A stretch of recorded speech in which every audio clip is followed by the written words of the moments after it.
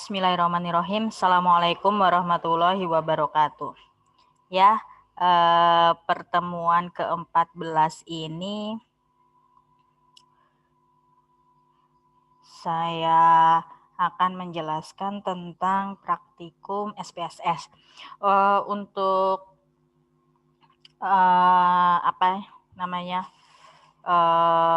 programnya SPSS nanti bisa di-download di LMS juga, nanti saya sematkan. Kemudian langkah-langkah untuk penggunaan uji normalitas, uji homogenitas, kemudian ada uji T berpasangan, uji T bebas, sama uji korelasi, itu nanti juga ada modulnya.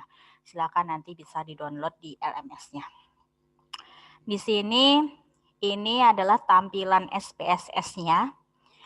Di sini ada data view, ada variable view. Untuk data view itu adalah menuliskan nilai-nilainya yang akan diolah ya. Kemudian tetapi sebelum kita menuliskan di data view, kita tuliskan dulu nih di variable view-nya. Nah, di sini. Jadi kita tidak sembarang untuk menuliskan di sini di atas ini pretest, posttest, hasil belajar, itu enggak sembarang. Kita menuliskan judulnya ini, judul kolom-kolomnya ini di variable view. Tapi kita menuliskan angka 54, 56 itu langsung dituliskan di sini ya. Bentuknya memang seperti Excel sih ya.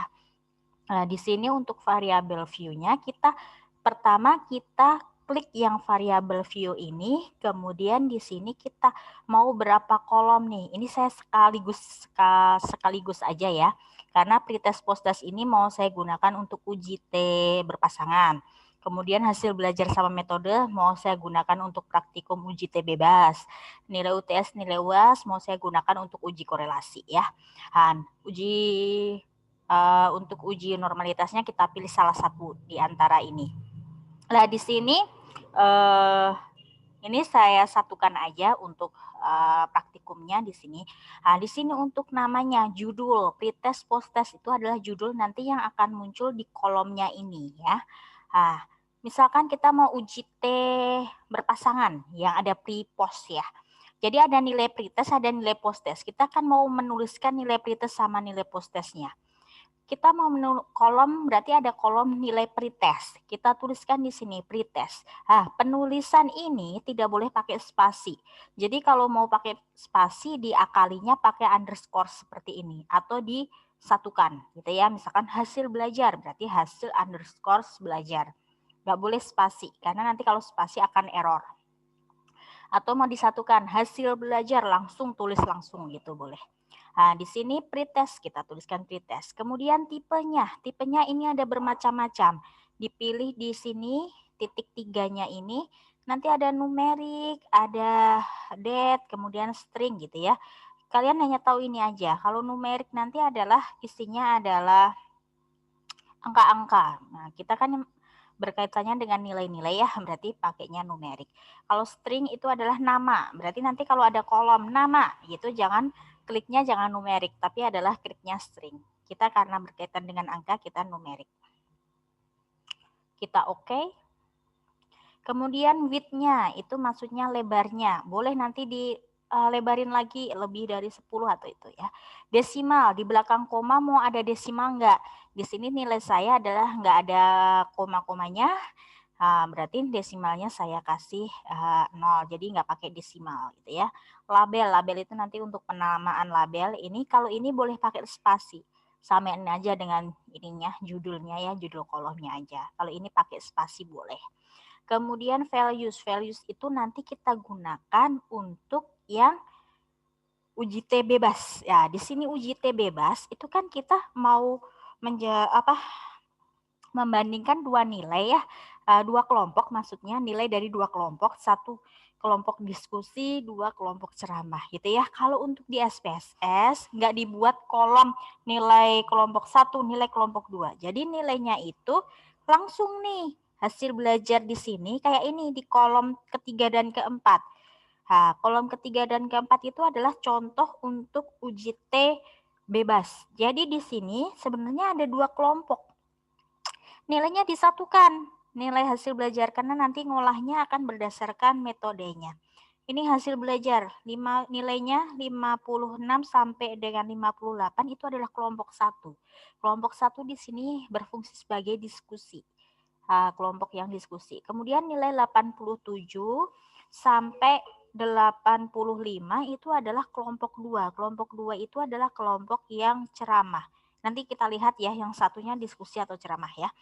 Nah, ini dua kelompok nilainya disatukan satu, membedakannya adalah ini metodenya. Kita bedakan metode 1 dan metode 2. Jadi pakai angka di sini ya. Kita misalkan pakai angka seperti ini loh, pria 1, 2 wanita gitu ya. Nah, di sini fungsinya values ini. Untuk metode ini kita klik di sini values-nya. Bentar ya.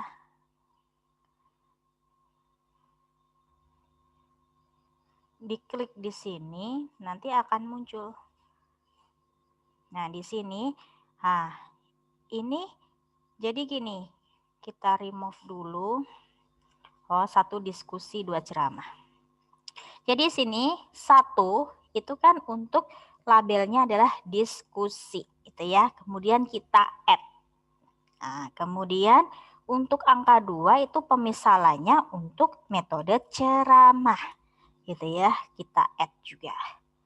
Nah, kemudian kita oke. Nah, ini adalah fungsinya untuk values. Kita oke. Ya, di situ ya. Nah, itu fungsinya untuk values. Tapi kalau hanya nilai-nilai aja kan nggak pakai pemisalan, jadi nggak usah, jadi non gitu ya. Kemudian missing nggak usah kolom. Kolom itu adalah lebar kolomnya. Lebar kolomnya seberapa? Kalau di sini kan segini ya. Kalau mau dilebarin lagi boleh, terserah. Nah, ini center mau kiri, ininya ratanya rata mau kiri, tengah. Kalau ini saya ke tengah, dibuat tengah, boleh kalian nanti mau kiri atau kanan.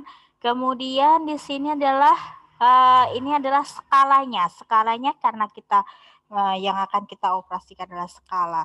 Scale itu adalah yang kan skala pengukuran ada 4 ya, kemarin pada waktu pertemuan kedua itu. Ada nominal, ordinal, kemudian interval sama rasio. Scale itu adalah termasuk yang interval dan rasio ya. Di sini sebenarnya ada, ini ada ordinal, ada nominal, tapi kita semuanya scale, kecuali nanti pada angket. Angket itu adalah ordinal ya, ordinal atau nominal. Nanti dilihat lagi. Nah, di sini scale semua karena nilai semuanya di scale semua. Kalau sudah ini diisi, baru pindah ke data view-nya. Untuk di data view, ini kan nanti, kalau ini kan udah saya isi ya. Berarti kan nanti hanya tinggal pretest, posttest, hasil belajar itu udah keisi otomatis. Karena kita ngisinya di variabel view. Tinggal mengisi nilainya di sini. Nah, ini nilainya kita isi nih. Misalkan ini mau saya kasih 65 gitu ya. Nah, tinggal di enter gitu. Kalau mau dihapus tinggal dihapus aja ya, di delete atau dihapus gitu. Nah, di sini sudah ada, sudah saya tuliskan. Di sini juga hasil belajar metodenya, ini juga tinggal ditulis satu. Kalau mau ini dilihat boleh dengan view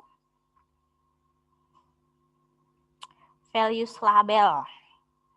Nah, view values label kan ada diskusi ceramah otomatis karena kita menuliskannya 1, 2, 1, 2. Kecuali kita menuliskan 3, nggak akan kebaca karena tadi kan kita pemisalannya 1 dan 2 ya.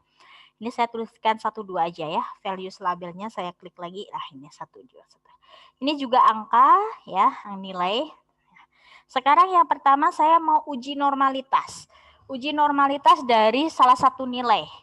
Misalkan mau nilai posttest aja yang mau saya uji normalitas. Berarti caranya adalah analyze, kemudian deskriptif, kemudian explore, ya uji normalitas dulu. Nah, kita mau yang diuji normalitas yang apa? Saya mau yang posttest aja Bu. Ya boleh, nilai posttest aja. Berarti posttest diklik, setelah itu ada biru-biru ini ya, pindahkan ke dependent list. Nah, kemudian kita lihat nih statistiknya. Klik statistiknya. Nah, ini nggak usah, continue aja. Kemudian kita lihat plotnya. Nah, ini di plot ini Mau histogram mau nggak? Kalau mau dimunculkan tinggal dicontreng.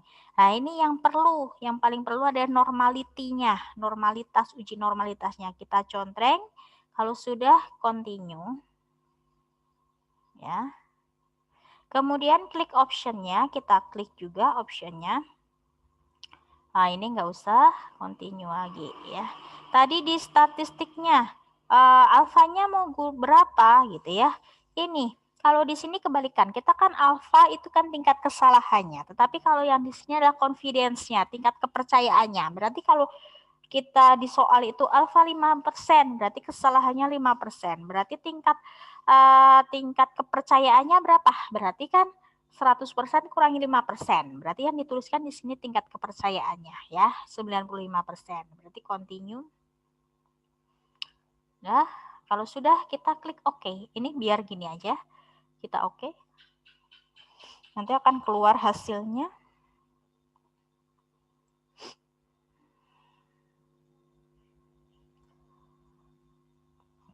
Kita tunggu hasilnya. Maaf ya, ini agak lemot ini komputernya.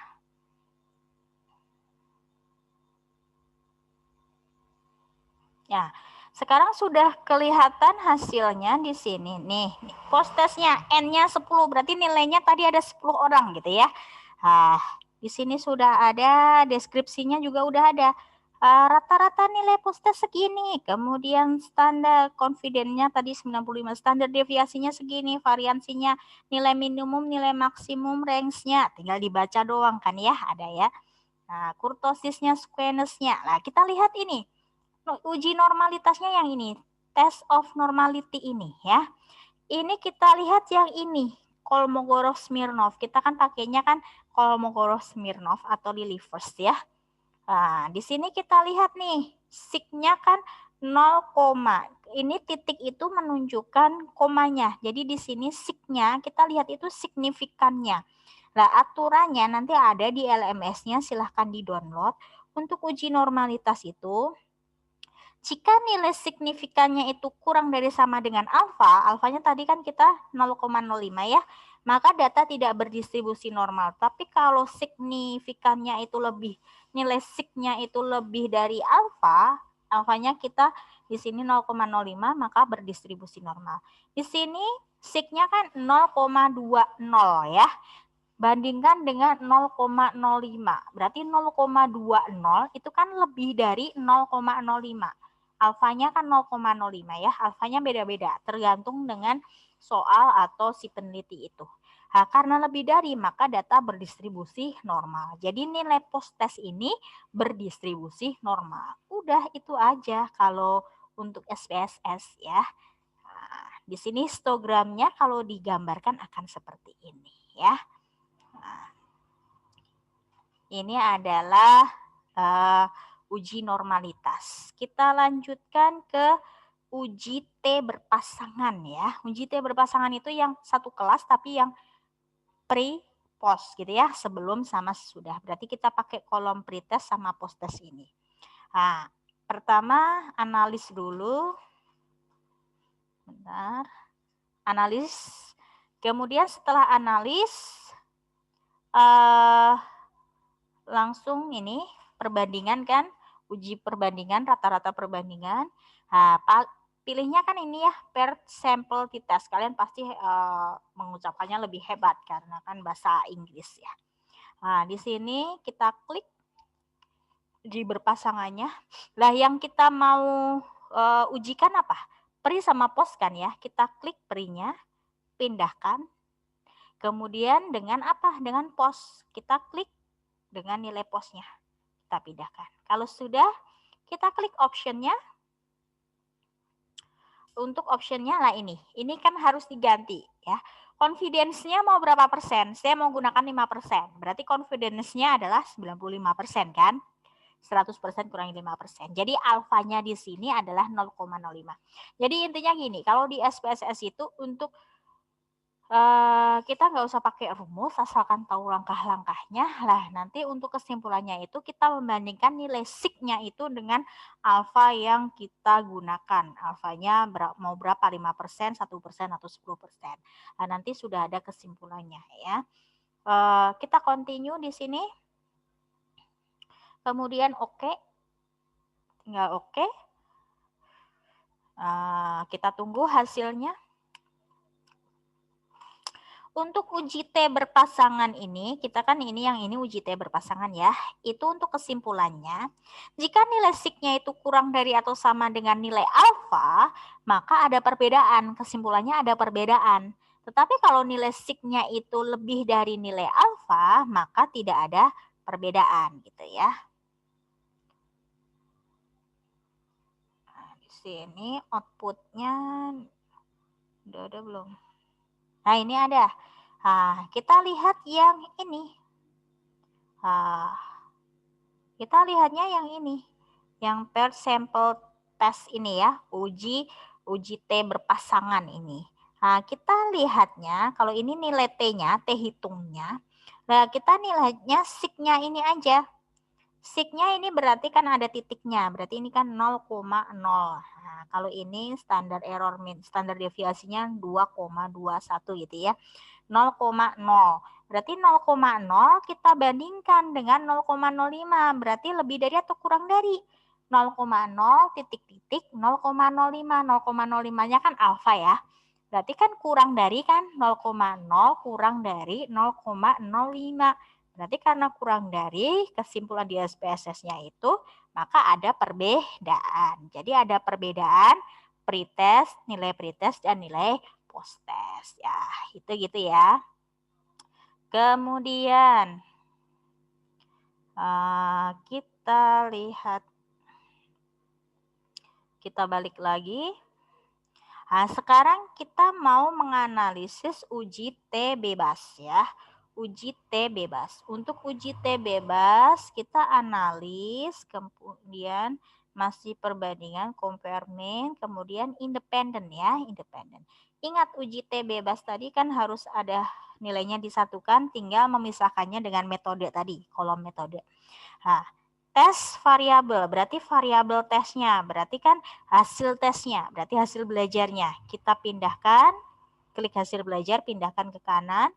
Kemudian grupnya itu tadi loh, grupnya satu itu apa, dua apa, satu itu kelompok apa, dua kelompok apa. Diklik kemudian pindahkan ke grupnya ini. Nah, ini kan masih tanda tanya nih, kita ganti define group. Ya, kita ganti. Nah, grup 1 tadi simbolnya apa? 1 kan ya. Grup 2 tadi simbolnya apa? 2. Ya. Kemudian tinggal continue. Kemudian option.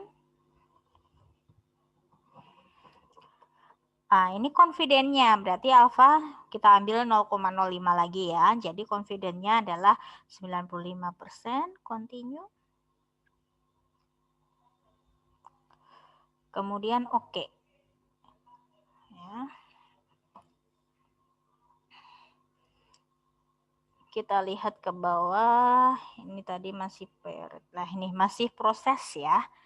Nah, untuk independen, ingat ya, kita kan membandingkan dua kelompok, berarti harus ada uji homogenitasnya. Nah, di sini sudah ada uji homogenitasnya, udah langsung di SPSS sudah langsung terhitung ya. Kita lihat di sini, di bawah ya tadi ya. Karena ini kita kan berkali-kali nih itunya. Nah, ini independent sample test ya. Nah, di sini uji normalitasnya uji homogenitasnya ini F besar ini pakai Leven ya. Kalau kita kan biasanya kemarin saya jelaskan pakai uji Fisher ya, sama aja. Ini kan F besarnya. Tapi kita hanya membandingkan nih sig-nya. Nah, untuk ketentuannya untuk uji homogenitas, jika sig-nya itu nilai sig-nya ini kurang dari atau sama dengan nilai alfa, maka tidak homogen. Tetapi jika nilai sig-nya itu lebih besar dari nilai alfa, maka homogen. Kita lihat Alfa kan tadi 0,05 ya. Berarti ini sig-nya itu 0,147.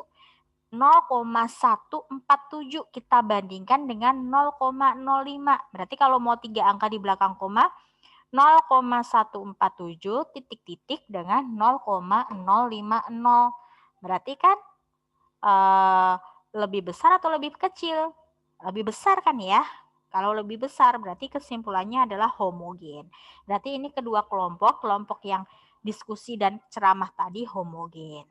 Nah, setelah itu kita mau lihat nih ada perbedaan atau enggaknya di antara dua kelompok itu. Maka kita lihat ininya, t-testnya, hasil t-testnya. Kita lihat sig-nya ini. Sig-nya ternyata ini ya, ini 0,00. Berarti 0,0 titik-titik dengan 0,05 kan alfanya 0,5. 0,05 ya alfanya. Jadi 0,0 titik-titik 0,05 kurang dari. Nah, uji T bebasnya kalau kurang dari nilai alfa, nilai sig-nya itu ternyata kurang dari nilai alfa, maka ada perbedaan. Tenang ya, kesimpulan SBS-nya nanti saya upload di LMS juga ya, biar bisa dibaca. Nah, udah beres, berarti terdapat perbedaan antara kelompok diskusi dengan kelompok ceramah. Kan kita intinya pengen kesimpulannya itu kan ya. Nah, yang terakhir, uji korelasi ya, uji korelasi.